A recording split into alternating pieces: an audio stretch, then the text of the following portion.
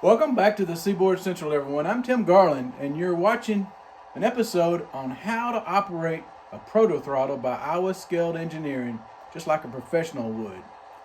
So without further ado, let's get started. When it comes down to operating heavy machinery, be it an 18-wheeler, an excavator, or a locomotive, one thing they all have in common: it takes skill to be good at their craft.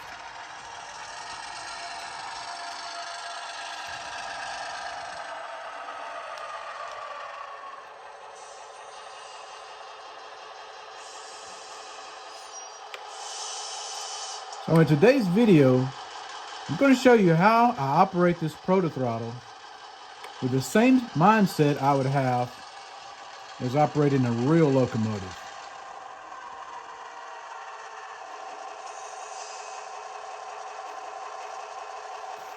To get your ProtoThrottle to act more like a real control stand on a real locomotive, the first thing you need to do is make sure your decoders on your locomotives are programmed correctly. And a couple of weeks ago, we did just that with this ScaleTrains ES44AC.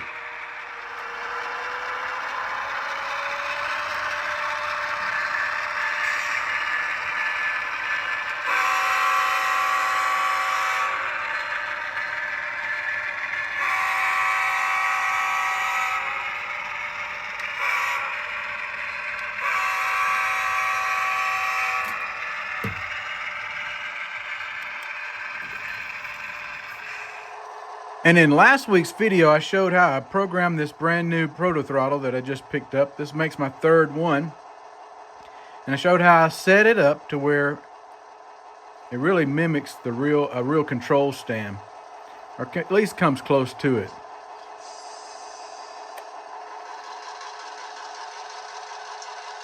You can see that I've added some new headlight controls. These are a separate option that you can buy, and along with a different horn and bell, which I painted. Give it that brass look, because that's what the bells on these older EMDs look like, even the handle.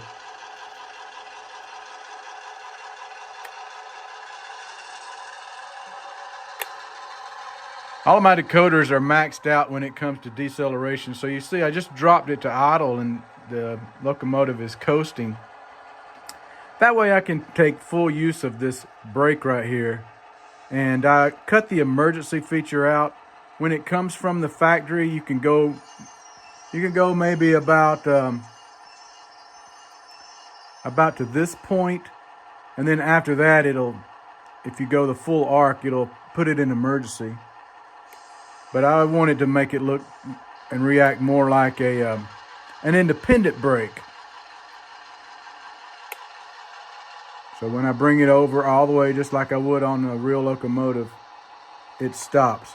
Now, the way the decoders are programmed along my locomotives, there's 3 brakes that I programmed, and each have a different setting. I don't know if this is the case, what's really happening or not, but as it moves across this arc, it's picking up those different brakes. So brake 1 is at a lower setting than, say, brake 3.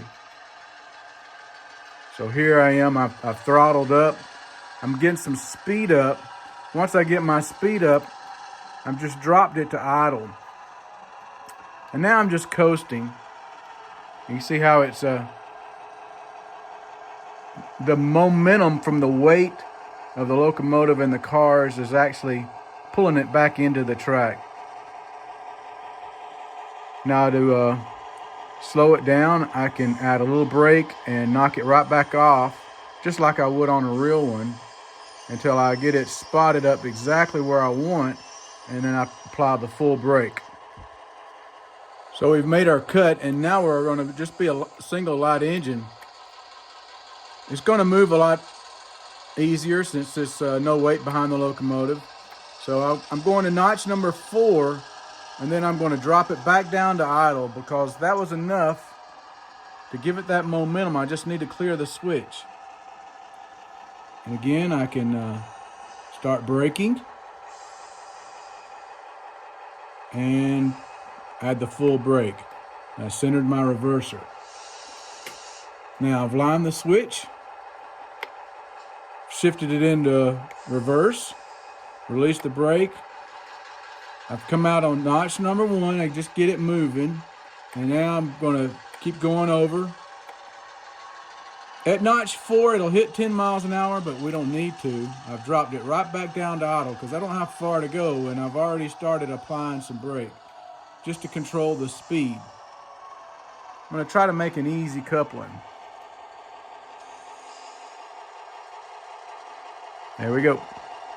All right, we're ready to come out of the track, release the brake, move the reverser over, going to notch number 1 just to stretch it out. Once I get that slack pulled out, now I can start increasing the throttle. Notch 2 and 3, 4. And all I'm doing is getting up the speed. You can see here, I'm in notch 4. That'll give me 10 miles per hour, my maximum speed, because that's the way I have it programmed. Now I'm going to go to idle and use my momentum to coast until I clear that crossover. So here I'm just coasting. I'm mimicking the sounds of what a real locomotive would do, and now I can start feathering the brake a little bit until I need to bring it to all the way to a stop, and I apply that brake and center the reverser. Now I've thrown my switch, move the reverser over again, go to notch number 1, get it moving. Now increase the throttle. Again, we're going to build that speed up, and then we can cut to idle and let it coast. When we need to add a little bit more speed, if we're slowing down too much, we can come back to, say, notch 2 or 3 just to keep everything moving. Go back to idle.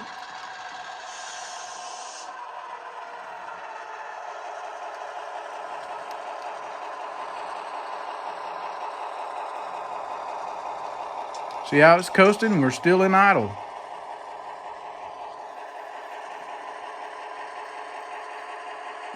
And when I need to bring it to a stop, I'm just going to apply that brake. There we go. And we're light engine. Get it moving. My headlight on there.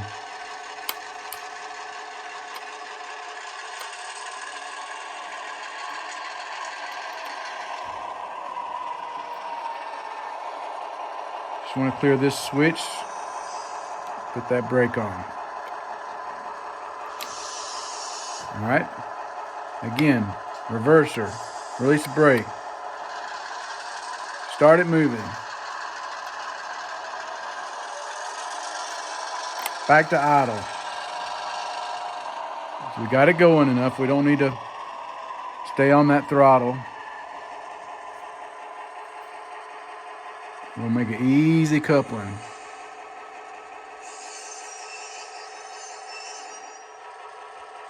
All right, now we're coupled to some loads. Let's say we have a lot of loads, more than just this 4 that we're coupled to.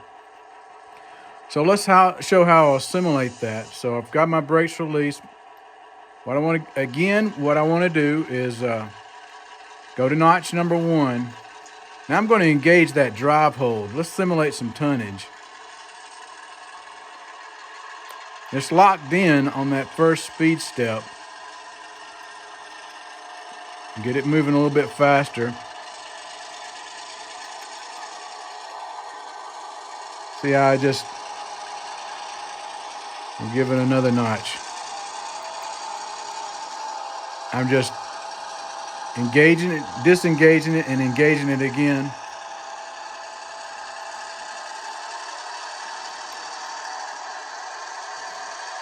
I'm getting it to move a little bit faster. Just trying.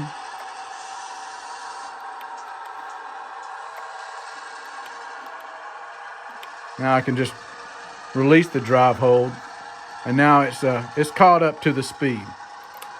Again, go back to idle. Let it coast. And apply that brake. Now we're going to put some cars on a spot. So again, notch number 1, get it moving. Now I can come on out with the throttle to get some speed up. Notch 4. Back to idle. Let it coast. We're going to put a car on a spot. So it's slowly slowing down.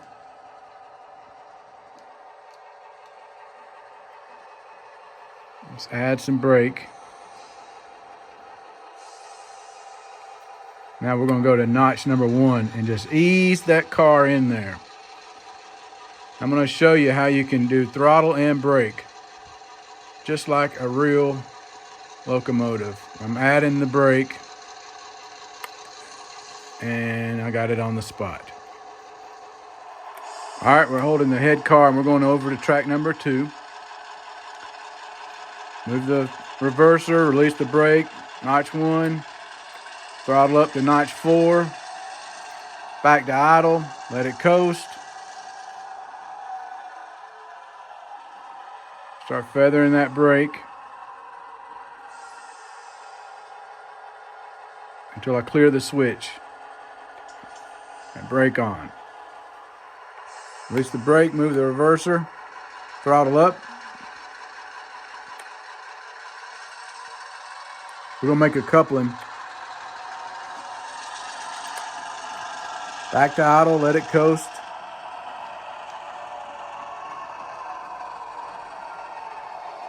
Coming in too hot, we can get it slowing down with a brake. And good. That was a perfect coupling, by the way. All right, I'm gonna ease it back. So I'm just going here. I'm just going to notch number 1 because I don't want to get any speed. I'm only going a car length. Just easing that car back in under the shed. I got one hand on this brake and the other one for the throttle. Easy. One of the nice things that Iowa Scaled Engineer offers is these neat ProtoThrottle holders that you can mount to your fascia. So like I have this one mounted to the fascia. That way I don't have to hold it in my hand.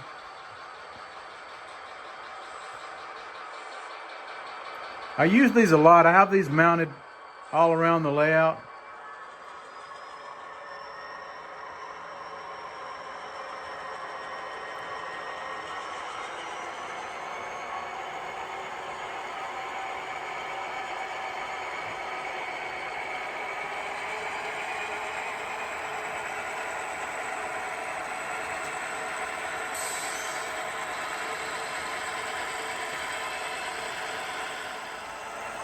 So we're operating a different train now. This is a mainline train.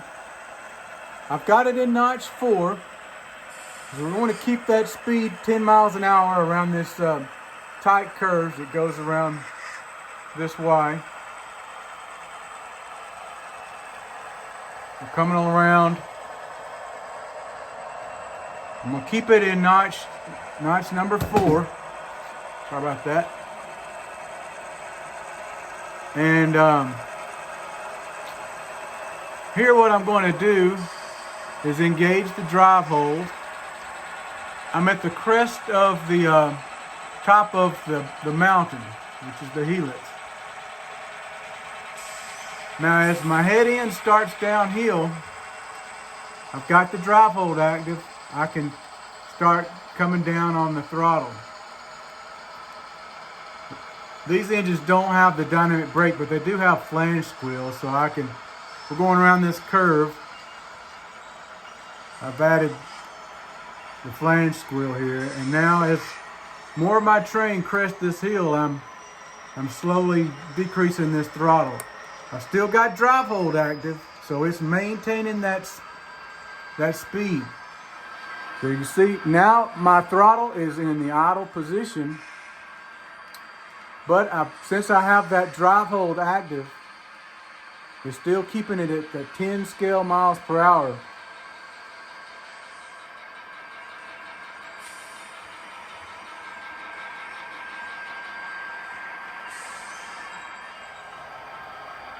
All right, let's say I'm going to stop right here, short of this crossover. So again, I've still got it in that drive hold, but it's in idle. I want to take it out of the drive hold now.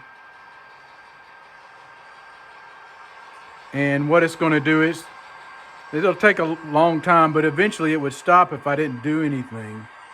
It's starting to slow down some, but it's easing on around here. And I can feather that brake again if I need to. I'm going to make it to, I want it to gradually bring the movement to a stop.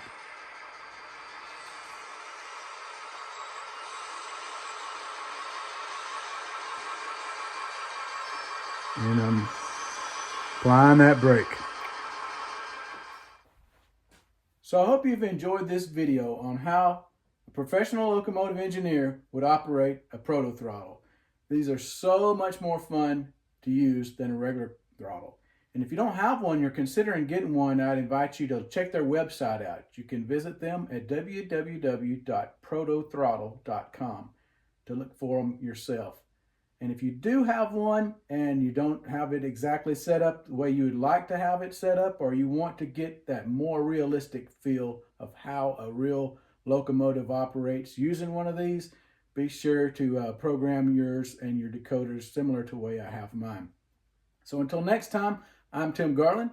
Thanks for watching the Seaboard Central, and happy model railroading. If you enjoyed this video on the Seaboard Central, I appreciate a thumbs up. This helps the video show up on other people's feeds so they may find the channel. And if you're not already a subscriber, I'd invite you to join. And be sure to hit that bell for future notifications. Until next time, I'm Tim Garland, and thank you for watching the Seaboard Central.